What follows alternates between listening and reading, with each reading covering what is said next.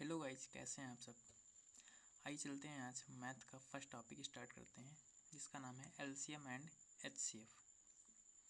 तो सबसे पहले हमें एलसीएम एंड एचसीएफ पढ़ने से पहले जो है इनके ये पता होना चाहिए कि फैक्टर क्या होते हैं और मल्टीपल क्या होते हैं। तो सबसे पहले हम पढ़ते हैं कि फैक्टर क्या है और मल्टीपल क्या है। तो फर्स्ट हम पढ़ते हैं यहाँ पर मल्टीपल। इनको बोलते हैं गुणक।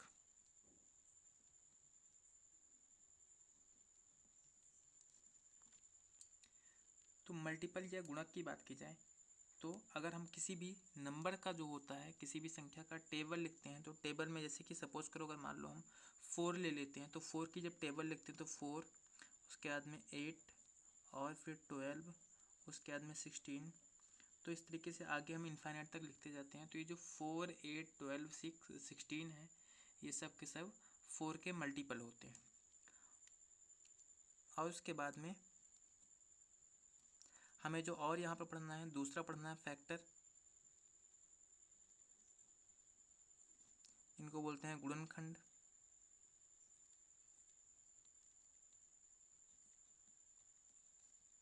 इनको बोलते हैं गुणनखंड। तो गुणनखंड हमें पढ़ना है। गुणनखंड का मतलब होता है कि किसी भी नंबर को जो है मल्टीप्लाई के रूप में हम ब्रेक कैसे कर सकते हैं, उसे ही बोलते हैं गुणनखंड। जैसे कि अगर मान लो हम यहाँ पर 4 को लेते हैं, तो 4 को डिवाइड करने के लिए कौन कौन सी संख्याएं होनी चाहिए। 4 किससे किससे डिवाइड हो जाता है, तो 1 से डिवाइड हो जाता है, 2 से डिवाइड हो जाता है एंड 4 से डिवाइड हो जाता है। तो 4 के जो गुणनखंड होंगे वो 1, 2 और 4 हो जाएंगे।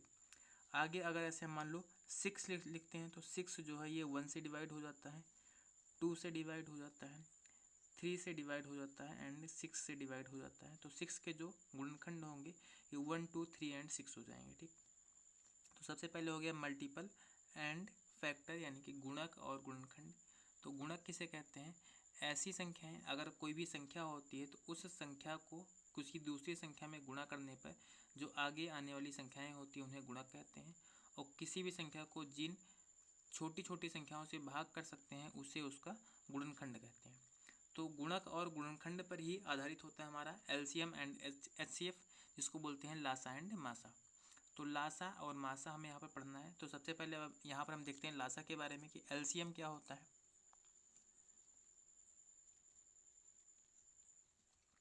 एलसीएम क्या होता है, हमें इसके बारे में पढ़ना है। तो जब एलसीएम के बारे में पढ़ते हैं तो जैसे यहाँ पर हम देख रहे हैं कि कोई भी नंबर होता है उसके हम मल्टीपल को सबसे पहले पहले लिखते हैं।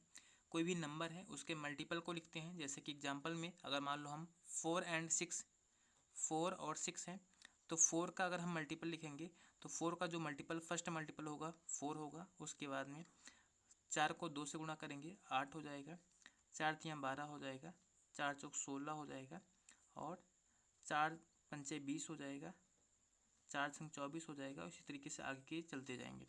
ऐसे 6 का मल्टीपल लिखेंगे तो 6 होगा, उसके बाद में 12 होगा, उसके बाद में 18 आएगा, फिर 24 आएगा, उसके बाद में 30 आएगा और ये आगे चलता जाएगा।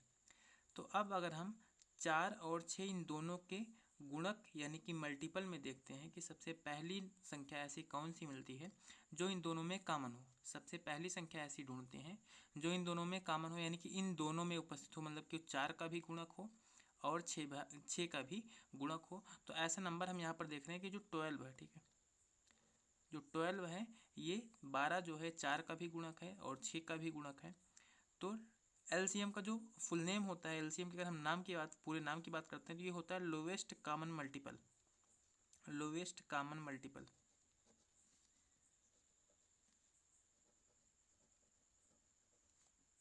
मल्टीपल यानी कि यहाँ पर जो ऐसा मल्टीपल हो जो है सबसे छोटा हो और साथ में उभयनिष्ठ हो, कॉमन हो, मतलब कि जितने नंबर्स का हमें एलसीएम निकालना है उन सब में कॉमन हो। तो सबसे पहला हमें जो मल्टीपल मिल रहा है वो 12 मिल रहा है जो दोनों में कॉमन है। तो 4 एंड 6 का जो एलसीएम हो जाएगा, 4 एंड 6 का जो एलसीएम हो जाएगा, इन दोनों के एलसीएम की अगर बात करते हैं तो एलसीएम कितना हो जाएगा, 12 हो जाएगा। देखिए इसके बाद में आपको 24 भी दोनों में कॉमन मिल रहा है, लेकिन 24 नहीं होगा क्योंकि यहाँ पर लोएस्ट की बात करते हैं, सबसे जो छोटी संख्या होती है उसकी बात की जाती है।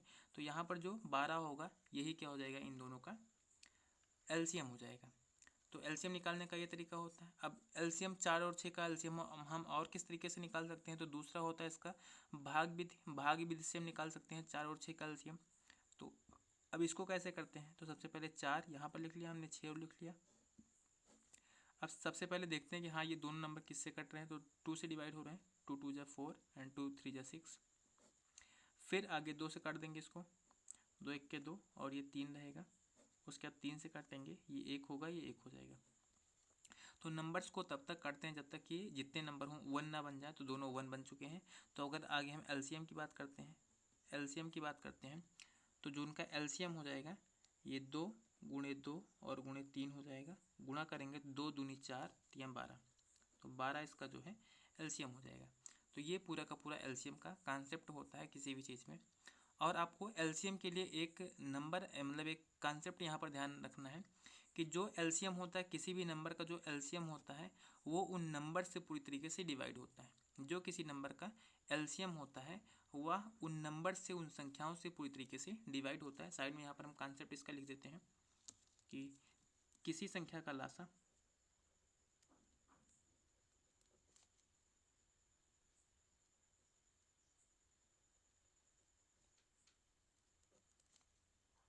का एलसीएम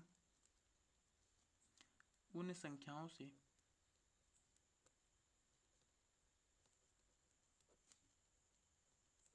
पूरी तरह विभाजित होता है।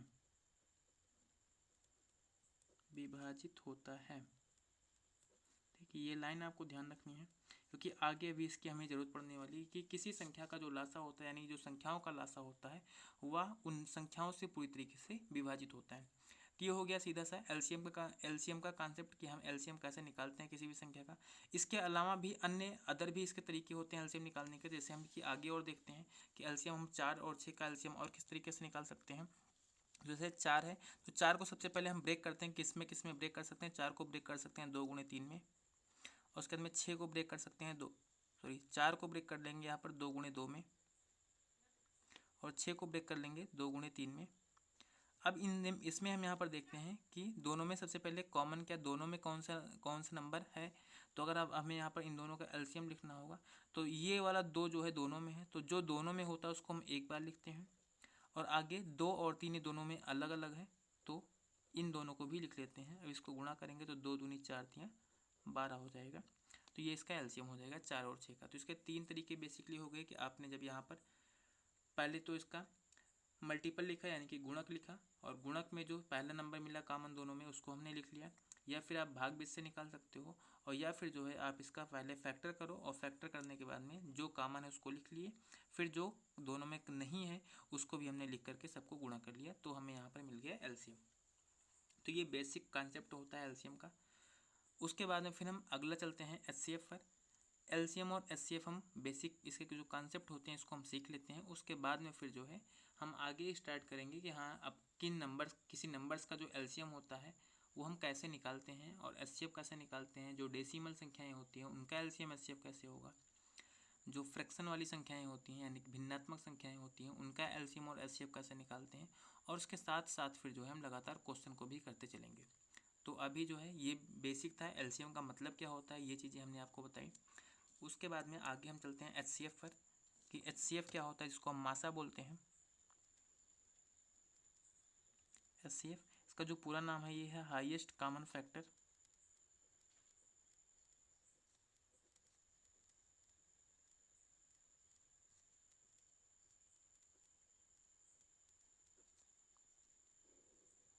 हाईएस्ट कॉमन फैक्टर, तो इसके बारे में हमें यहाँ पर पढ़ना है कि हाईएस्ट कॉमन फैक्टर क्या होते हैं।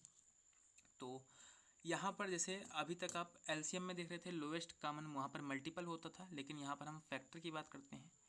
तो अगर फैक्टर की बात करते हैं तो यहाँ पर हमें सिंपल सी बात है कि नंबर्स जो होंगी, ठीक है, उन सबका क्या करना होगा, फैक्टर करना होगा। और उन फैक्टर में भी क्या होगा, जो कॉमन होगा और सबसे बड़ा कॉमन होगा, ठीक है, सबसे बड़ा कॉमन होगा वही क्या हो जाएगा यहाँ पर जो है इनका एचसीएफ हो जाएगा। तो अगर मान लो यहाँ पर हम कोई भी 2 नंबर लेते हैं, या फिर जैसे एग्जाम्पल के रूप में हम मान लो 8 और 8 के साथ में 12, ठीक है, 8 और 12 ये 2 संख्याएं लेते हैं, और इन दोनों पर हम सीखते हैं कि हाँ इनका हम एलसीएम, इनका एचसीएफ कैसे निकालते हैं। तो सबसे पहले अगर हम 8 लिखते हैं, 8 के फैक्टर की बात करते हैं, 8 के फैक्टर की बात करते हैं तो 8 जो है 1 से डिवाइड हो जाता है। इसके अलावा जो है 8 2 से डिवाइड होता है, और उसके बाद में फिर 4 से डिवाइड होता है, और उसके बाद में फिर 8 से डिवाइड होता है। 12 की अगर बात करते हैं तो 12 जो है 1 से डिवाइड हो जाता है, 2 से डिवाइड हो जाता है, 3 से डिवाइड हो जाता है, और उसके बाद में फिर 6 से डिवाइड हो जाता है, और फिर 12 से डिवाइड होता है। तो अगर अब यहाँ पर हम इसके फैक्टर की यहाँ पर बात करते हैं तो दोनों में कॉमन कौन सा है, 3 के बाद में यहाँ पर 4 भी आता है। तो इसमें आप देखते हैं यहाँ पर कि कॉमन कौन सा है दोनों में, और जो सबसे बड़ा कॉमन है तो 1 भी दोनों में कॉमन है, 2 भी है, और उसके बाद में 4 है, और 4 से बड़ा कोई कॉमन नहीं है। तो जो सबसे बड़ा कॉमन होता है, ठीक है, जो इनके फैक्टर में जो है सबसे बड़ा कॉमन होता है वही क्या हो जाता है, इनका HCF हो जाता है। तो अगर हमें यहाँ पर HCF निकालना था, यहाँ पर हमें HCF निकालना था 8 और 12 का, तो ये क्या हो जाएगा, 4 इनका HCF हो जाएगा। जो दोनों में कॉमन होगा वही इनका HCF हो जाएगा, ठीक है। तो एक तो तरीका ये हो गया, और दूसरा तरीका क्या होता है इन दोनों का हमें HCF निकालने का। तो हम यहाँ पर क्या करते हैं, इन दोनों का गुणनखंड कर सकते हैं। तो 8 बराबर क्या होता है, 8 बराबर हम कर सकते हैं 2 गुणे 2 गुणे 2, और 12 का अगर हमें गुणनखंड करना है तो इसको लिखते हैं 2 गुणे 2 और गुणे 3। 2 दूनी 4 3 12 होता है, 2 दूनी 4 दूनी 8 होता है। अब अगर हमें इन दोनों के HCF की बात करनी है, इन दोनों के HCF की बात करनी है, मतलब मासा निकालना है, तो मासा निकालने के लिए दोनों के गुणनखंड में जो भी चीज़ें कॉमन होती हैं, दोनों के गुणनखंड में जो चीज़ें कॉमन है उसी को हम यहाँ पर लिख लेते हैं, वही इनका जो है मासा हो जाता है। तो इन दोनों में कॉमन सबसे पहले देख रहे हैं कि ये एक बार दो दोनों में कॉमन मिल रहा है, दोनों में एक बार ये वाला 2 कॉमन मिल रहा है, उसके बाद में एक बार फिर से ये वाला 2 कॉमन मिल रहा है, 2 बार जो है ये 2 कॉमन मिल रहे हैं, और कुछ भी यहाँ पर कॉमन नहीं। तो ये दोनों है तो दोनों में, लेकिन लिखे केवल एक बार जाएंगे। HCF क्या हो जाएगा 2, उसके बाद में ये दोनों में है लिखा एक बार जाएगा तो गुणे 2, आगे मल्टीप्लाई कर लेंगे तो कितना आ जाएगा, 4 आ जाएगा, ठीक। तो ये एक तरीका होता है। दूसरा इसका क्या तरीका होता है कि अगर मान लो जो है हमें 8 और 12 का मासा निकालना है, तो भाग विधि से भी आप इन 8 और 12 का मासा निकाल सकते हो। भाग विधि से भी हम 8 और 12 का मासा निकाल सकते हैं। अब ये भाग विधि क्या होती है, तो जो दो संख्याएं हैं अगर इसमें, तो सबसे बड़ी जो संख्या होती है उससे छोटी संख्या को भाग करते हैं। तो 12 को भाग करेंगे 8 से, 8 से भाग जाएगा इसमें एक बार, 8 के 8, 4 बचेगा। फिर जो शेषफल बचता है, इस शेषफल से जिस संख्या से पहले हमने भाग दिया है उससे उसको फिर से भाग कर देंगे। 4 से 8 को भाग करेंगे तो 4 दूनी 8 हो जाएगा, ये कट जाएगा। सबसे लास्ट में जिस संख्या से डिवाइड होता है, सबसे लास्ट में जिस संख्या से पूरी तरीके से डिवाइड हो जाता है वही इसका मासा कहलाता है। यहाँ पर ये जो 4 है, ठीक है, यही क्या हो जाएगा, इसका HCF हो जाएगा, इसका मासा हो जाएगा। तो 4 जो है इसका HCF हो जाएगा, ठीक। तो एक तरीका इसका ये हो जाता है भाग विधि से मासा निकालने का। तो मासा निकालने का एक तरीका ये हो गया, दूसरा ये हो गया। इसके अलावा जो एक होता है डिफरेंस मेथड होता है, कि कभी भी अगर हमें मासा निकालना होता है तो हम संख्याओं का डिफरेंस मेथड भी यूज करते हैं। जैसे अगर मान लो कोई भी 2 संख्याएं हैं, ठीक है, कोई भी 2 संख्याएं हैं, या फिर इसका पहले कॉन्सेप्ट यहाँ पर साइड में लिख लेते हैं। जैसे अभी तक हमने लासा में आपको बताया था कि लासा जो है 2 संख्याओं का लासा या संख्याओं का जो लासा होता है वो ऐसी संख्या होती है जिससे संख्याएं पूरी तरीके से डिवाइड हो जाती हैं, यानी कि जिससे संख्याओं से जो है पूरी तरीके से उसमें भाग दिया जा सकता है। और अगर मासा की बात करते हैं तो जो HCF है, ठीक है, जो HCF है ये क्या होता है, तो HCF से संख्याओं में पूरी तरीके से भाग कर सकते हैं, ठीक है। तो संख्याओं के मासा से, संख्याओं के मासा यानी कि HCF से संख्याओं को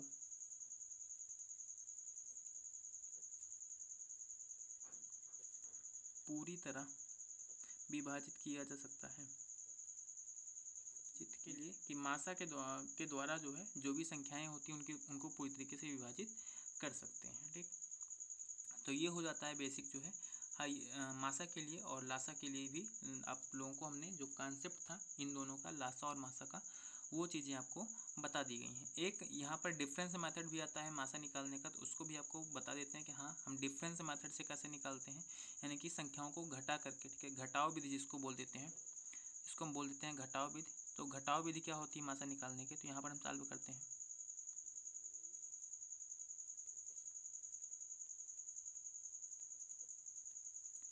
मासा निकालने की घटाव विधि क्या होती है, तो आपको पता है कि अगर जो है मासा का मतलब क्या होता है कि जो दोनों में गुणा के रूप में उपस्थित होता है।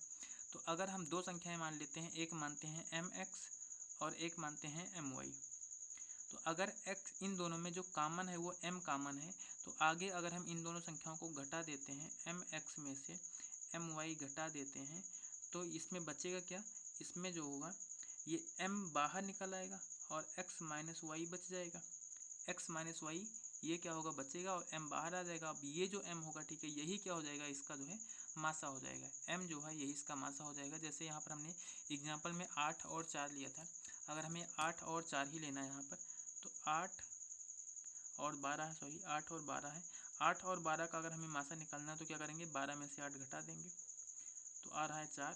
अब 4 से जो है ये 8 भी कट जाता है, 4 से 12 भी कट जाता है, मतलब 4 ही क्या हो जाएगा, इनका जो है मासा हो जाएगा, इनका HCF हो जाएगा। इस तरीके से हम अदर संख्याएं भी कर सकते हैं। अन्य संख्याओं का भी अगर हमें निकालना है तो तब भी इनका मासा निकाल सकते हैं। मान लो 3 संख्याएं कहीं पर अगर होती हैं, अगर कहीं पर जो है 3 संख्याएं हैं, तो उनका भी अगर हमें मासा निकालना है तो हम आसानी से निकाल सकते हैं। जैसे सपोज करो कि अगर मान लो हम यहाँ पर कोई भी संख्या लिख लेते हैं, जो है 3 संख्याएँ, तो एक मान लो 12 हो गया, एक यहाँ पर 18 लिखते हैं, और उसके बाद में फिर जो है एक यहाँ पर 30 लिख लेते हैं। 12, 18 और 30 है। तो अब यहाँ पर जो है हम जब इनका डिफरेंस निकालते हैं तो एक बार हम 18 में से 12 घटा देते हैं, एक बार हम 30 में से 18 घटा लेते हैं, ठीक। और एक बार जो है हम यहीं पर जो है 18 में से 12 घटाएंगे तब 6 आएगा, 30 में से 18 घटाएंगे तब 12 आएगा। यहीं पर एक बार 30 में से हम 12 घटा देते हैं, 30 में से अगर 12 घटाएंगे तो 18 आएगा। अब देखो ये 6, 12 और 18 बच रहा है। अब 6, 12, 18 में आपको पता है कि 6 से जो है ये तीनों संख्याएं, ये 6 से तीनों संख्याएं डिवाइड हो जाती हैं। 6 से 12 भी कट जाता है, 6 से 18 भी कट जाता है और 6 से 30 भी कट जाता है। जो डिफरेंस आया इन तीनों का, 3 डिफरेंस मिल रहा है हमें, 6 मिल रहा है, 12 मिल रहा है, 18 मिल रहा है। लेकिन जो 6 है यही तीनों को डिवाइड कर सकता है, ना तो 12 डिवाइड कर सकता है, ना ही 18 डिवाइड कर सकता है। तो इनका जो HCF हो जाएगा वो 6 हो जाएगा। या फिर जो है आगे अगर 6, 12 और 18 का आप आराम से HCF भी निकाल सकते हो। 6, 12 और क्योंकि 12, 18 और 30 का आपको निकालना था, आप चाहो तो 6, 12 और 18 का HCF निकाल सकते हो। तो 6, 12 और 18 का जो HCF आएगा, 6, 12 और 18, मतलब जो डिफरेंस का HCF होगा वही क्या होगा, इन नंबर्स का भी HCF होगा। तो डिफरेंस का जो HCF आ रहा है 6, 12, 18, ये कितना आ जाएगा, 6 आ जाएगा, क्योंकि 6 से ही ये तीनों संख्याएँ कटती हैं। तो 18, 12 और 30 अगर हमें इनके HCF की बात करते हैं, अगर इनके HCF की बात करते हैं तो ये भी कितना हो जाएगा, 6 हो जाएगा, ठीक। तो ये तरीके होते हैं बेसिक जो है इसको निकालने के। तो और उसके बाद में जो भी चीज़ें अब हमें आगे यहाँ पर पढ़नी है, ठीक है, आगे की हम दशमलव संख्याओं का लासा और मासा कैसे निकालते हैं, भिन्नात्मक संख्याओं का लासा और मासा कैसे निकालते हैं, उसके बाद में यहाँ से कौन कौन से क्वेश्चन बनते हैं, किस किस टाइप के क्वेश्चन बनते हैं, ये सारी चीज़ें जो है हम नेक्स्ट क्लास में डिस्कस करेंगे। आज की क्लास यहीं पर, थैंक यू।